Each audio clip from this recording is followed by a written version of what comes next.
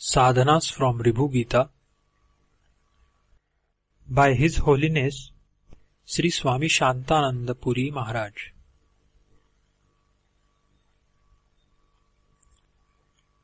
Chapter 22.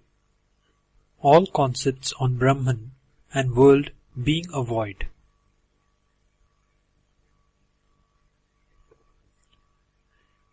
In the Ribhu Gita, many things are repeated many times.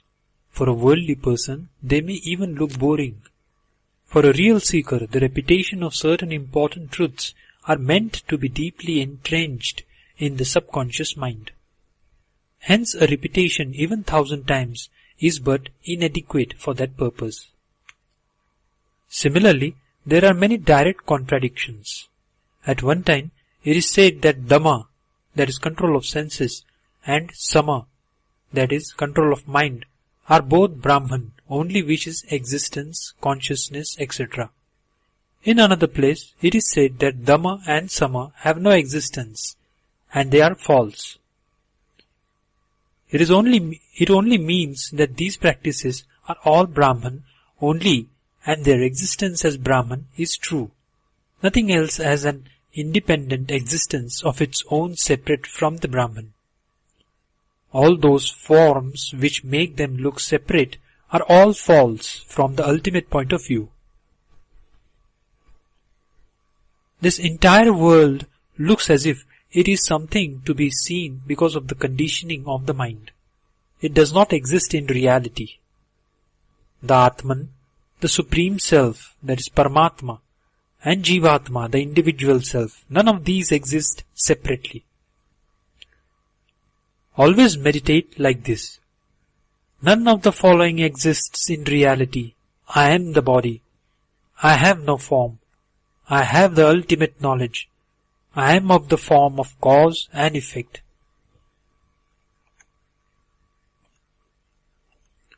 Whatever happens in the world, whatever sadhanas are being done, whatever is without an end and meditation on the Brahman are all created by the mind. That is, the thoughts. This entire world can be considered either as a product of the mind or as Brahman. The knowledge of the self is the supreme Brahman. The nearest sign or symbol of the Brahman being Om, the japa or the repetition of Om bestows one with bliss. In the absence of anything other than it, the self alone is conducive of the good of the self. It is the self which puts the end in delusion. There is nothing other than the self. Self-knowledge is the supreme Brahman. It is the happiness beyond all happiness. There is nothing greater than self-knowledge. There is nothing to be remembered other than the self-knowledge. All is Brahman. You are yourself the Brahman. At all times you have to come to this firm conviction. The conviction that I am the Brahman is the greatest liberation. By this only one accomplishes all the duties which one has to do in this life. This is the bliss of all times. I am the Brahman. This alone will destroy all the bondage, no doubt.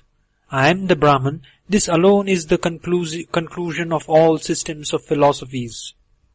I am the Brahman is the final conclusion of all the Mahavakyas of the Upanishads.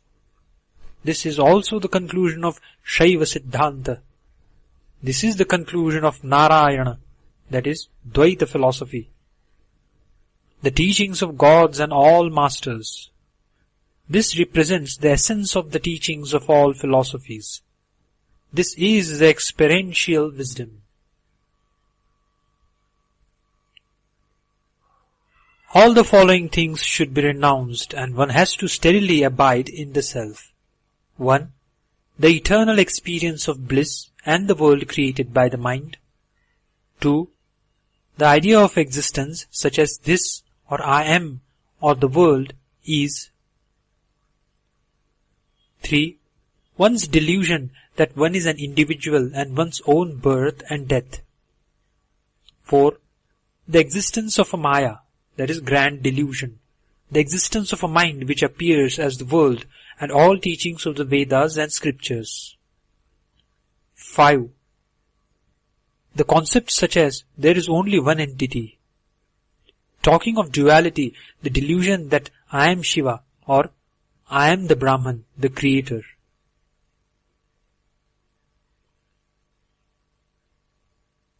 6. Everything exists or does not exist. 7. The world is full of sorrows or is full of happiness, is real or unreal, or is of duality or non-duality. 8. Whether the world is as per the Vedas or as per other scriptures. 9. Whether the world is full of evil or righteousness. 10. All this world does not exist.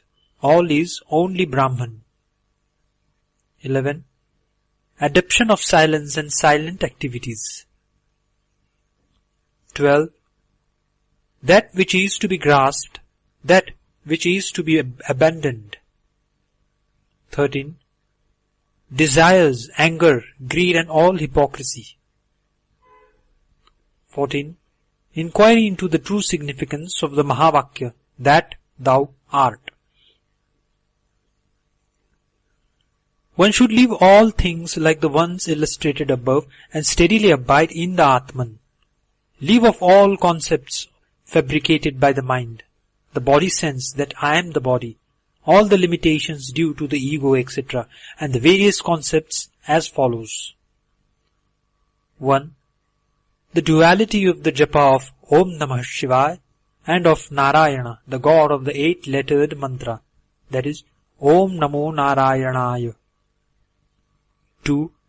The reality of the 5 types of pranas, that is vital elan, and the assisting upapranas, the one who acts at the time of yawning, etc.